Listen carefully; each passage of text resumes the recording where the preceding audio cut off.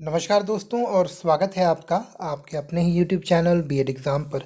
दोस्तों, आज इस वीडियो में हम लोग डिस्कस करने वाले हैं असेसमेंट फॉर लर्निंग, यानी कि अधिगम के लिए आकलन या अधिगम के लिए मूल्यांकन।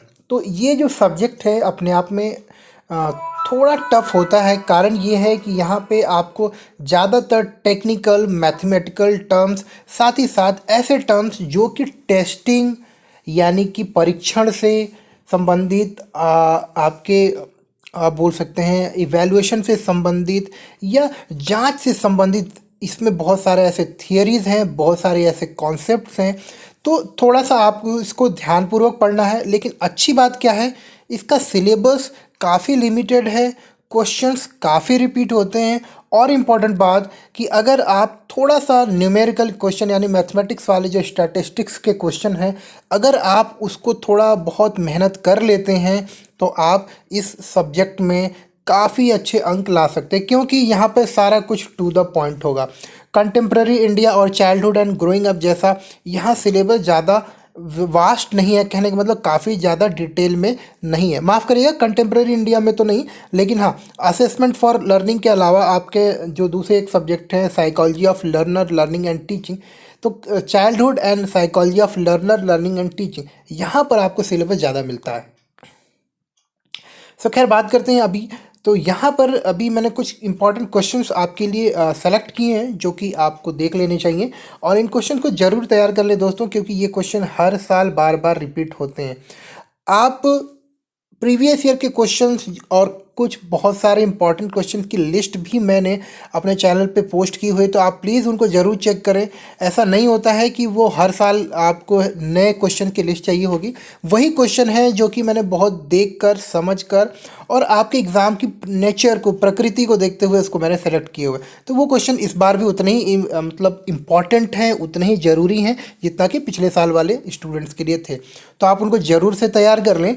और हाँ, एक काम और ज़रूर करें कि चैनल को ज़रूर सब्सक्राइब कर लें। साथ ही साथ चैनल के साथ लगातार जुड़े रहने के लिए आप जो है नोटिफिकेशन बेल को प्रेस करना बिल्कुल भी ना भूलें, ताकि जब भी अगली बार वीडियोस आएँ तो वो आपको लगातार मिलते रहे।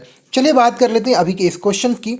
तो पहला क्वेश्चन है जो कि आपको देखिए, मैंने यहाँ पे इसको अलग अलग तरीके से भी लिख दिया है ताकि आपको समझ में आ जाए कि यही क्वेश्चन जब अलग अलग शब्दों में भी पूछा जाए, मतलब वही होता है कि आपको बताना क्या है। यानी कि अगर आपसे कोई पूछता है कि what is evaluation, why evaluation is important in education, explain the concept of evaluation, तो इन सारे क्वेश्चन का मतलब यही होता है कि शिक्षा के अंतर्गत, शिक्षा में इवैल्यूएशन यानी कि जो मूल्यांकन की प्रक्रिया होती है उसका क्या महत्व है।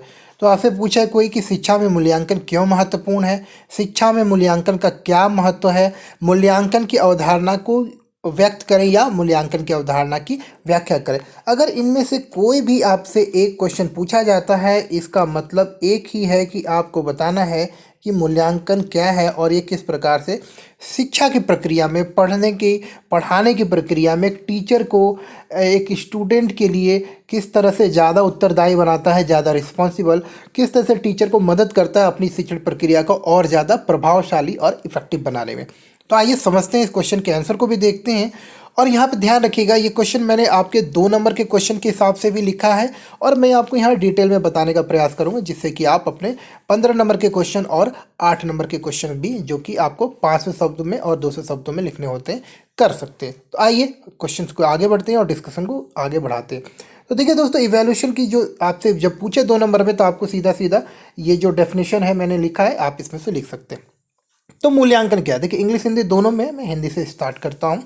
मूल्यांकन शिक्षण अधिगम प्रक्रिया का एक अभिन्न यानी कि एक बहुत ही महत्वपूर्ण भाग या घटक होता है। इससे फ़ायदा क्या होता है कि मूल्यांकन की प्रक्रिया से यह शिक्षकों और शिक्षार्थियों को शिक्षण और सीखने में सुधार करने में मदद करता है। देखिए देखो, इसको ध्यान से समझिएगा, इस लाइन को मैं आपको बताने का प्रयास कर रहा हूँ कि शिक्षण अधिगम की प्रक्रिया का एक अभिन्न हिस्सा है। इवैल्यूएशन क्या होता है, आपका लगातार चलता रहता है। ये ऐसा नहीं होता है कि वीक में एक दिन के आखिरी में, महीने में एक बार या साल में। वो होते हैं टेस्ट, वो होते हैं एग्जामिनेशन। इवैल्यूएशन क्या होता है? ये लगातार चलने वाली प्रक्रिया है, क्योंकि इवैल्यूएशन की प्रक्रिया में कोई मूल्य मतलब मूल्यांकन किया जाता है कि आपने क्या सीखा है, आपने जो सीखा है उसमें किस हद तक आप सक्षम हो पाए हैं। जो चीज़ें आपको सिखाने का एक शिक्षक प्रयास कर रहा है उसको आपने कितने तरह से सीखा। और एक शिक्षक के दृष्टिकोण से समझे तो शिक्षक जो बच्चों को बताना चाह रहा था, बच्चे किस हद तक सीख पाए हैं, इस बात का मूल्यांकन हो पाता है, इस बात का पता चल पाता है मूल्यांकन की प्रक्रिया के दौरान। तो मूल्यांकन लगातार चलता रहता है, हर एक घड़ी हर एक समय, जब तक टीचर क्लासरूम में होता है मूल्यांकन करता है। यहाँ तक कि जब बच्चा बाहर भी होता है, उस विषय को नहीं भी पढ़ रहा होता, तब भी शिक्षक के संपर्क में जब वो होता है तो उसका मूल्यांकन शिक्षक कर रहा होता है। उसके व्यक्तित्व के रूप में, उसके हाव भाव के रूप में, चीज़ों को किस तरह से बच्चा समझ रहा है और उनको व्यक्त कर रहा है, इन सारी चीज़ों का आकलन करके, इन सारी चीज़ों का अध्ययन करके बच्चे का एक टीचर समझ पाता है कि जो चीज़ें वो बच्चों को सिखाना चाह रहा है वो सही से हो पा रहा है कि नहीं। इसीलिए कहा जाता है कि मूल्यांकन जो होता है एक सतत, रेगुलर, कंटिन्यूअस प्रोसेस है, ये लगातार चलता रहता है। फ़ायदा क्या होता है? इससे फीडबैक मिलता है, फीडबैक मिलता है, इससे आपको पता चलता है कि क्या आवश्यक सुधार किए जाने चाहिए, या जिस उद्देश्य से आप किसी चीज़ को सिखा रहे हैं और बच्चे सीख रहे हैं, बच्चे किस हद तक उस उद्देश्य की प्राप्ति कर पाए हैं, उस चीज़ को सीख पाए हैं। तो ये एक बहुत ही लाभकारी प्रक्रिया होती है इवैल्यूएशन, यानी कि जिसे हम मूल्यांकन बोलते हैं। तो यहाँ पे जैसा कि मैंने आपको बताया है कि मूल्यांकन क्या एक सतत प्रक्रिया, ना कि कोई एक निश्चित अवधि में किया जाने वाला काम है। यह छात्रों की शैक्षिक स्थिति या उपलब्धि के बारे में मूल्यवान निर्णय लेने में भी मदद करता है। ये इंपॉर्टेंट लाइन है, इसको समझिएगा कि जो बच्चे पढ़ रहे हैं, जो बच्चे चीज़ें सीख रहे हैं, उसको समझने में मदद करता है। यानी कि it helps in making valuable judgement about the educational status और the achievement of the student. तो मैंने वही बताया कि बच्चा क्लास में क्या सीख रहा है, उसने क्या उपलब्धि प्राप्त की है, वो क्या समझ पाया है, इन सारी चीज़ों के बारे में आप समझ पाते हैं जब आप बच्चे का लगातार अध्ययन करते हैं, बच्चे का मूल्यांकन करते हैं। तो आप समझ गए होंगे कि किसी विषय के बारे में लगातार इवैल्यूएशन करना, उसके ऊपर निगरानी रखना, उसके बारे में आपको डेटा ग्रहण करना, डेटा बच्चों के हाव भाव के माध्यम से, बच्चों से प्रश्न पूछ के, बच्चे आपसे किस तरह से प्रश्न कर रहे हैं, इन सारे माध्यम से आप मूल्यांकन कर पाते हैं कि जो चीज़ें बताई जा रही हैं, अगर आप कोई प्रशिक्षण दे रहे हैं, कोई ट्रेनिंग दे रहे हैं, तो लोग कितना अच्छे से उसको सीख पा रहे हैं। तो उम्मीद करता हूँ कि मूल्यांकन की अवधारणा यानी कि कॉन्सेप्ट ऑफ इवैल्यूएशन आप समझ गए होंगे कि उन एजुकेशनल प्रक्रिया में, किसी ट्रेनिंग की प्रक्रिया में इवैल्यूएशन किस तरह से मदद करता है। आइए इसको थोड़ा सा और एक दूसरे प्रक्रिया में, दूसरे डेफिनेशन के रूप में इसको समझते हैं। मूल्यांकन क्या है? एक कार्यक्रम या एक अभ्यास या एक पहल या का अध्ययन करने के लिए एक व्यवस्थित तरीका, यह समझने के लिए कि इसने अपने लक्ष्यों को कितनी अच्छी तरह से प्राप्त किया। जी हाँ दोस्तों, यहाँ पे हम देख रहे हैं यहाँ पे कि भैया अगर किसी ट्रेनिंग में, किसी प्रशिक्षण में, किसी अभ्यास के दौरान या किसी काम में अगर आप लगे हैं, उस काम को सीखने में अगर आप लगे, कोई स्किल, कोई कौशल सीख रहे हैं, तो उसको किस हद तक आप सीख पाए हैं, उस कौशल को सीखने में जो पार्टिसिपेंट है, जो उसमें जो भागीदार हैं, जो स्टूडेंट हैं, वो किस हद तक उस लक्ष्य को प्राप्त कर पाए हैं, इस सारी चीज़ों को समझने में मदद करता है। तो मूल्यांकन यह निर्धारित करने में भी मदद करता है कि क्या अच्छा काम कर रहा है। मूल्यांकन से, जैसे मैंने आपको पहले ही बताया, कि फीडबैक मिलता है, हमें इस बात का ज्ञान होता है, हमें इस बात की नॉलेज मिलती है कि भैया जिस तरीके से अगर हम चीज़ों को बता रहे हैं, क्या वो सही में उतना प्रभावकारी है, क्या वो उतना ही प्रभाव डाल रहा है, क्या वो उतना मदद कर पा रहा है, वो सारे साधन, वो सारे तरीके जिससे हम बच्चों को सिखा रहे हैं, कि बच्चे वो सारी चीज़ें सीख पाएँ जिस उद्देश्य से हम उनको सिखा रहे हैं। यानी कि अगर मैं क्लासरूम में बच्चों को टेबल पढ़ना सिखा रहा हूँ, तो क्या बच्चे उस टेबल को पढ़कर अपने जीवन में पहाड़े के प्रयोग से, टेबल के प्रयोग से अपने जीवन में कुछ लाभ ले पाते हैं? बच्चे क्या वो समझ पाते कि 6 गुणे 6 36 होता है, या फिर 6 को 6 बार जोड़ दिया जाए तो 36, इन दोनों में अंतर कर पा रहे, मतलब कि उसका लाभ मिल पा रहा है कि नहीं। तो ये चीज़ें सीखने में, चीज़ों को किस तरह से सिखाने में, और चीज़ों में अगर ज़रूरत पड़े तो किस तरह से आवश्यक बदलाव करें, इन सारी चीज़ों का निर्णय लेने में भी मदद करता है। तो उम्मीद करता हूँ दोस्तों कि कॉन्सेप्ट ऑफ इवैल्यूएशन आप समझ गए होंगे। अगर अभी भी नहीं समझ पाए तो आगे आने वाले वीडियोज़ में हम फिर भी डिस्कस करेंगे और आप फिर समझ जाएंगे। नहीं समझ पाए, समझ पाए, कोई भी समस्या हो कमेंट करके ज़रूर बताएं। चलिए आगे बढ़ते हैं। उसके बाद क्वेश्चन आता है कि डिफाइन रिलायबिलिटी ऑफ टेस्ट, या फिर आपसे ये पूछ सकता है कि which test is called reliable, यानी कि एक परीक्षण की विश्वसनीयता को परिभाषित कीजिए। या फिर आपसे पूछा जा सकता है कि एक परीक्षण को विश्वसनीय कब कहा जा सकता है, या फिर परीक्षण की विश्वसनीयता से आप क्या समझते हैं, परीक्षण की विश्वसनीयता से क्या तात्पर्य है। तो इन सारे क्वेश्चंस का मतलब एक ही होता है कि भैया एक टेस्ट है और उसको रिलायबल हम कब कहेंगे, या वो रिलायबल कब माना जाएगा। तो ये सारी चीज़ों सबका उत्तर है कि देखिए, reliability of a test can be defined as the degree to which a test is consistent and stable in measuring what it is intended to measure. मतलब साफ बात है कि विश्वसनीयता जो होता है, अगर मान लीजिए वो परीक्षण कर रहे हैं, तो उस परीक्षण की विश्वसनीयता इस बात पर निर्भर करती है कि वो किस हद तक उस बात की जो परिणाम दे रहा वो कितने स्थिर परिणाम दे रहा। मतलब विश्वसनीयता एक माप की स्थिरता की डिग्री है। एक परीक्षण विश्वसनीय तभी माना जाएगा जब यह हर एक परिस्थिति में, समान परिस्थितियों में एक ही दोहराया परिणाम देता। मतलब ही कि अगर आप कोई टेस्ट कर रहे हैं, आज वो टेस्ट को करें तो रिजल्ट जो आया है, अगर 4 दिन बाद उस टेस्ट को करते हैं तो भी रिजल्ट वही आना चाहिए। आप एक बच्चे ने अगर उस टेस्ट को दिया और अच्छा टेस्ट है अगर उसके परिणाम, तो अगर बच्चा ए है, मान के चलिए मोहन ने उस टेस्ट को दिया और उसने अगर सेम चीज़ें पढ़ के ही वो टेस्ट दी हैं, तो परिणाम अगर जो आया है वही टेस्ट का परिणाम सोहन के एग्ज़ाम देने पर भी आना चाहिए। तब जाके वो टेस्ट रिलायबल होगा, तब जाके वो टेस्ट विश्वसनीय माना जाएगा। तो यदि परीक्षण के परिणाम समय और स्थिति के साथ नहीं बदलते तो परीक्षण को हम विश्वसनीय कहेंगे। So if a test result do not changes with time and condition, test is said to be reliable. तो उम्मीद करता हूँ रिलायबल समझ गए होंगे कि एक टेस्ट रिलायबल तब हो जो उसके परिणाम अलग अलग स्थिति में, अलग अलग परिणाम में, अलग अलग समय में उसके परिणाम एक समान ही रहें। जैसे कि आप समझिएगा कि थर्मामीटर से जब आप टेम्परेचर मेज़र करते हैं, अगर आप मेरा तापमान मेज़र करेंगे तो एक सामान्य व्यक्ति का तापमान क्या होता है, या फिर आप समझिएगा कि ऐसा समझ लीजिए कि अगर थर्मामीटर से आप मेरा तापमान मेज़र करते हैं तो मेरा तापमान आपको बताएगा। अगर आप एक पशु का भी, तो जो भी जीवित प्राणी है अगर थर्मामीटर का इस्तेमाल करता है तो उसके शरीर में जो भी तापमान है उसको वो बताता है। ऐसा नहीं है कि अगर आप इंसानों में टेस्ट करेंगे तो वो टेम्परेचर बताएगा, पशुओं में करेंगे तो वो नहीं। कहने का मतलब कि अगर कोई डिवाइस है उसका टेस्ट का जो परिणाम है वो रिलायबल तभी माना जाएगा जब वो बार बार, आज अगर आप मेरा टेम्परेचर मेजर कर रहे हैं और मैं स्वस्थ हूँ तो मेरा टेम्परेचर आज जैसा है कल भी मेरा टेम्परेचर वैसा ही है। तो स्वस्थ आदमी का जो टेम्परेचर होता है अगर वो सेम रोज रोज वैसा ही मेजर कर रहा है तो वो टेस्ट का परिणाम क्या है, रिलायबल है। उम्मीद करता हूँ आप समझ गए होंगे, और भी एग्जाम्पल्स हम देखेंगे। चलिए एक और इम्पॉर्टेंट क्वेश्चन है, define IQ, intelligent quotient. What do you mean by intelligent quotient? Who gave the concept of IQ? देखिए ये तीनों क्वेश्चन अलग अलग भी हैं और ये तीनों क्वेश्चन मिलाकर आपके 8 नंबर के क्वेश्चन बन सकते हैं, आपके 15 नंबर के क्वेश्चन बन सकते हैं। कि IQ को परिभाषित करें इंटेलिजेंट क्वेश्चन से आप क्या समझते हैं, IQ की अवधारणा किसने दी, या बुद्धि लब्धि के नाम से भी इसको हम लोग जानते हैं। तो इंटेलिजेंट क्वेश्चन को बुद्धि लब्धि भी कहते हैं। तो इसके जनक कौन है, इन सारे क्वेश्चन को हम एक एक करके यहाँ डिस्कस कर ले रहे हैं, और याद रखिए इनको अलग अलग भी आपको समझ लेना है। तो आइए समझ लेते हैं। तो अगर हम बात करते हैं IQ की, तो देखिए IQ का मतलब होता है इंटेलिजेंट कोशिएंट। तो IQ क्या है भाई?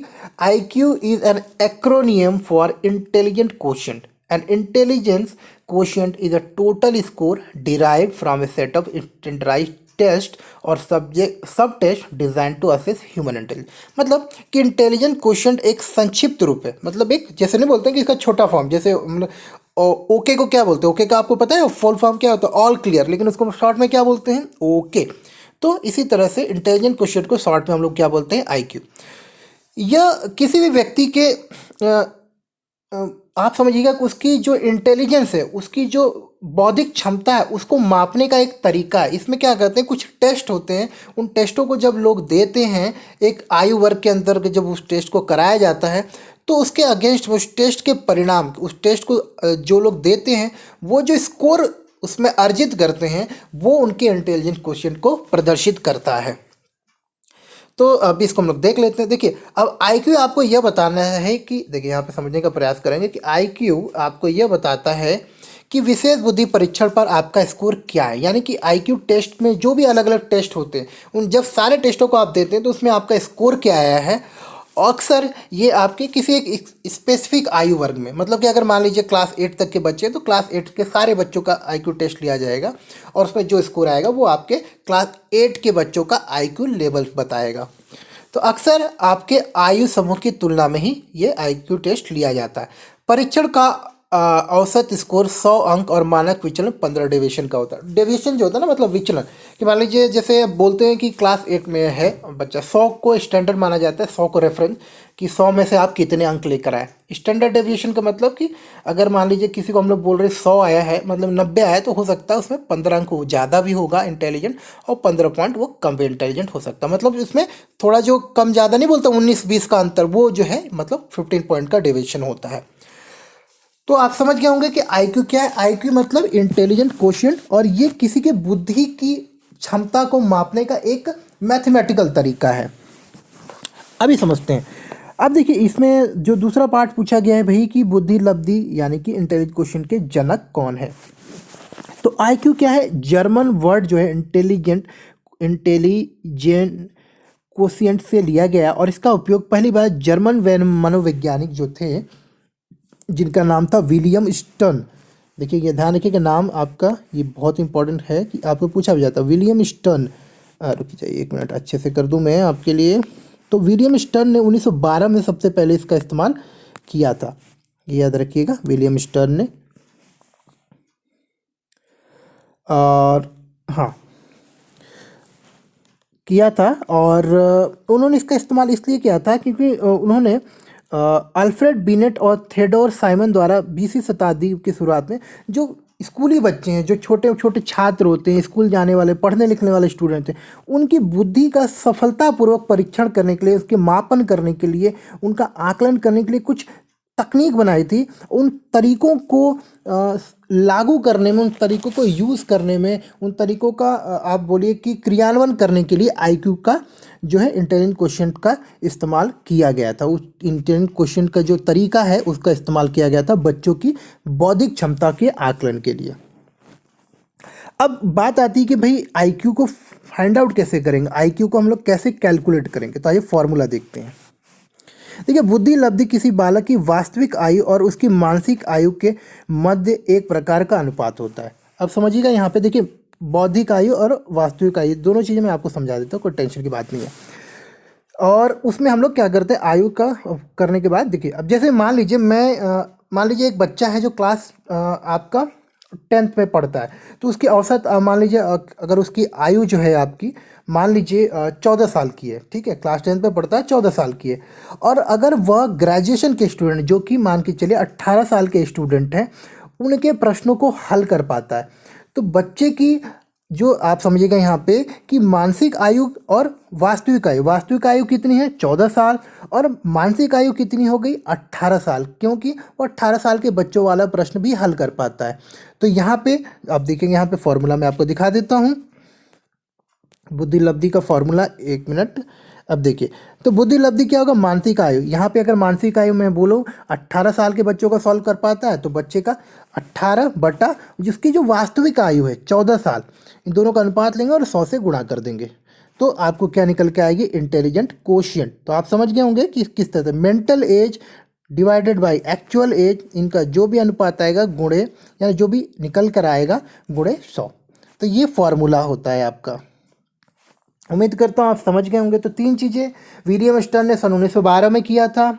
उसके बाद में यहाँ पे देख लीजिए, उसके बाद में इंटेलिजेंट कोशिएंट का फॉर्मूला आप समझे, mental as upon actual as into 100, ये फॉर्मूला है आपका। तो ये सारी चीज़ें आप ध्यान रखिएगा, ये एग्ज़ाम में आता है और ये एग्ज़ाम में कई बार पूछा गया है। चलिए अगले क्वेश्चन में चलते हैं। What is projective technique in assessment of personality, व्यक्तित्व के आकलन में प्रोजेक्टिव तकनीक क्या है। क्वेश्चन कई बार आता है, ये आपको डिटेल में भी पूछा जाता है, तो अभी मैं आपको समझाता हूँ डिटेल में कैसे पूछा। अगर आपसे शॉर्ट में पूछा जाता है तो आपको लिखना है, a projective test is a type of personality test in which you offer responses to ambiguous scene word और इमेजेस। तो प्रोजेक्टिव टेस्ट क्या है, इसमें एक प्रकार का व्यक्तित्व परीक्षण प्रक्रिया है, व्यक्तित्व परीक्षण टेस्ट है।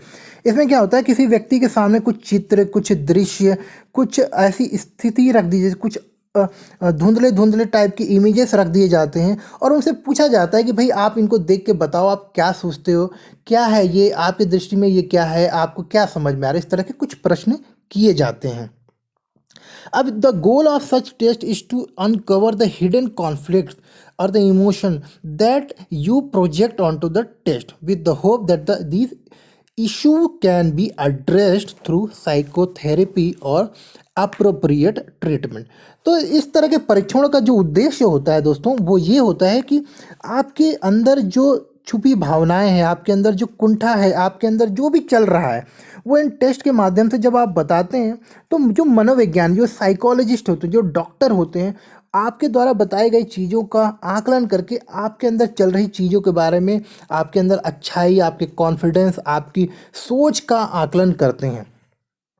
तो इस तरह के टेस्ट काफ़ी यूज़ में आते हैं आपके व्यक्तित्व का परीक्षण करने में। जितने बोलते हैं कि ये काफ़ी नेगेटिव आदमी, ये काफ़ी पॉजिटिव आदमी है, तो जब जिस तरह की एक ही चीज़ को देखेंगे आप, तो आप देखेंगे कि 10 लोग एक ही चीज़ को देखकर अलग अलग बातें बोलते हैं। वो इसलिए क्योंकि जिस व्यक्ति का जैसा व्यक्तित्व होता है, वो सामने वाली चीज़ को उस तरह से देखता, सोचता और समझता है।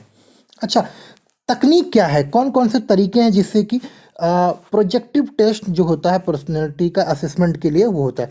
इसमें जो फेमस है वो है आपका, देखिए, Rorschach inkblot test, thematic apperception test, the draw a person test, the house tree person test. ये फेमस टाइप के कुछ आपके टेस्ट हैं जो कि आपके पर्सनालिटी की जांच के अंतर्गत आते हैं, व्यक्तित्व के आकलन के प्रोजेक्टिव टेक्निक के अंतर्गत आते हैं।